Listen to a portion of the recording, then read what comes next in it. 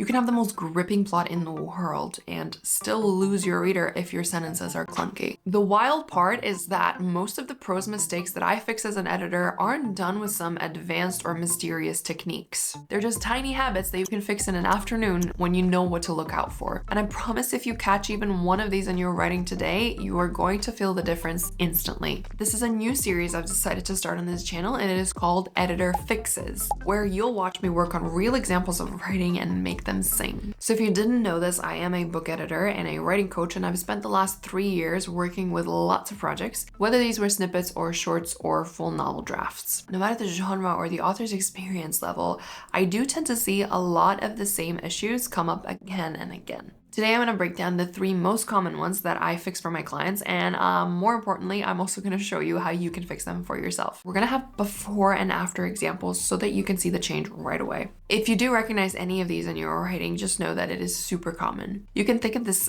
video as your free mini line edit resource that you can apply to your pages before you ever send them to an editor. So let's jump into these. If I could magically remove one single habit from every writer's prose, it would be this. Starting most of your sentences with a pronoun and then following it up with a filter word. You know the pattern. I saw, he realized, she heard, they noticed. It's one of the fastest ways to make your prose feel stale, simplistic, and distant because you are telling the reader how the character is experiencing something instead of just letting them experience that directly. What you're doing is actually just creating distance between the reader and the action. That's why these words are called filter words in the first place, because they place a filter between the character and the reader, and we are made aware of that in every single sentence. It eventually just feels like we are not as deep in it with a character as we could be. So how the heck do you fix this? Let's look at a few examples and rewrite them to bring our readers closer into the action and make our sentences sound more interesting and varied at the same time. So when we're not using filter words, but we are starting every sentence with a pronoun, we can choose different subjects for each sentence. So he moved his hands to the table becomes his hands moved to the table. He sat down on a chair with a squeak becomes the chair squeaked under his weight. When we do use the pronoun and filter word, then we can omit them and be direct instead. So instead of I saw the woman join him at the table, you can just say the woman joined him at the table. Instead of I realized that they must have known each other already, you can just say had they met before. One of my favorite quick exercises is to take a paragraph from your draft, highlight every filter word, so saw, heard, realized, noticed, thought, felt, seemed, and challenge yourself to cut at least half of them out. The more you practice this, the more you will notice how much stronger and more immediate your prose becomes and how much less your sentences feel like they're all using, the same structure and they're all saying the same thing. So let's do that right now. We'll take a paragraph full of these filter words and rewrite it to sound better. So the paragraph we're working with is, he saw the downstairs door swing open and heard the footsteps echo in the hallway. He realized someone had come back early. He felt his pulse quicken as he looked toward the window he'd snuck in through. He noticed the curtain sway in the breeze. He thought about hiding or slipping back out the way he came. Now we're going to rewrite this, and this is what it's going to sound like without all of those filter words. The downstairs door swung open and footsteps echoed in the hallway. Someone had come back early. His pulse quickened as the curtain swayed in the breeze from the window he'd snuck in through. Hide or slip back out. So there's immediately a lot more variety in the second example, and we feel less like we are observing the character from afar or being kept at a distance, and more like we are actually there in the room with him, getting to experience all of those thoughts firsthand and all of those emotions and decisions kind of up close with the character. Okay, your second fix will be to vary your sentence length. The rhythm of your sentences controls the pace of your scene. So your shorter sentences add urgency or punch, or they can make things feel quite tense. Longer sentences can slow the reader down and build atmosphere or mirror characters' spiraling thoughts, which is what I like to use them for. There's a place for both of these in your manuscript. It just really comes down to what you are trying to actually do with your scene. A lot of beginner writers stick to safe mid-length sentences, which makes the pacing feel kind of flat, even in high tension moments. And when you do that, there's usually no difference between the action-packed, high-stakes moments and those slower, more emotional moments. So if you do have a big emotional beat or a plot twist that you're currently writing in your scene, you want to play with that rhythm. Here's a quick example of what I mean. So we're gonna look at two scenes that have very different contexts, but they have the exact same flat droning rhythm. And that is because we are not factoring in pacing to elevate a scene just yet. So this is a quick draft of an emotional scene. She sat on the edge of the bed. So much had happened. She felt like she couldn't breathe. Her hands were shaking. Her thoughts spiraled. She didn't know what to do.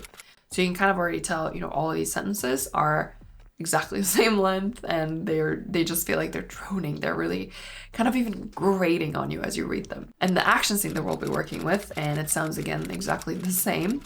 He ran down the alley and looked behind him. He heard the man shout and turned the corner. There was a street ahead. He sprinted across to the other side. Okay, so that was super boring and repetitive. So now let's take into consideration what we want the reader to feel while they are reading each of these sentences, and then adapt the length of the sentences just to make it more engaging. So the emotional scene becomes, she sat on the edge of the bed, every inhale a challenge to her throat, already raw from the screams. The blood. There was so much of it. If she had just done something in the moment, if she hadn't frozen, if she could go back and help them, warn them, save them. Her hands trembled in her lap, bloodied, helpless. So now we've actually got some kind of emotion running through this scene, right? We've got the spiraling thoughts, we've got the specifics about the blood, and we show the exact thoughts and the spiral instead of just telling our audience her thoughts are spiraling. So, okay, let's fix the action scene next. So the rewritten action scene could go like this. He tore down the alley. Get back here, the menacing voice echoed between the buildings. Left turn, don't look back. His shoes skidded as a main street opened in front of him like salvation. Faster, lose him in the traffic. Horns blared and brakes screeched, but he stumbled onto the far side pavement, still in one piece. Okay, so now we've got some actual momentum. With this scene, we also have the character's thought process, and we can just tell from these little thought inserts that he's trying really hard to stay logical and keep his head on straight. The thoughts also have a rhythm of their own to create that logical reasoning. Left turn, don't look back. Faster, lose him in the traffic.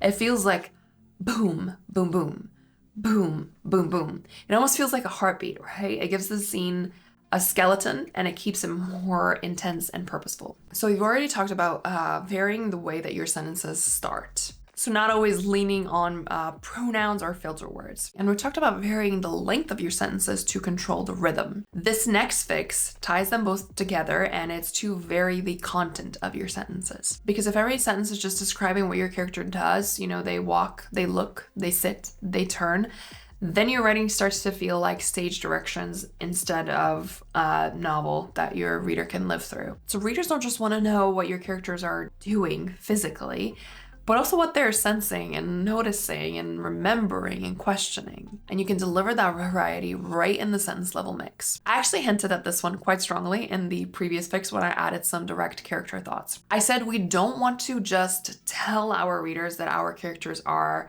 emotionally spiraling or that their thoughts are eating them alive. We want to show that spiral. We want to show those thoughts. So some options that you can cycle through are sensory description, what something looks like or smells like or feels like, direct character thoughts or commentary, rhetorical questions, exclamations or sound effects, contextual backstory, and yes, actions also, but not only actions. You could maybe think of it like writing in layers. So the action kind of gives you momentum and movement, but layering in that thought, that sensation, that memory, that is what is going to give you depth. That's what makes your prose feel alive and textured instead of flat. So let's look at an example of a character, potentially someone who has been on the run for a while and just needs to have a break to have a drink of water, so she stumbles across an old house. So here is our example that we're going to be working with. She opened the cupboard and grabbed a glass. She filled it with water and gulped it all down.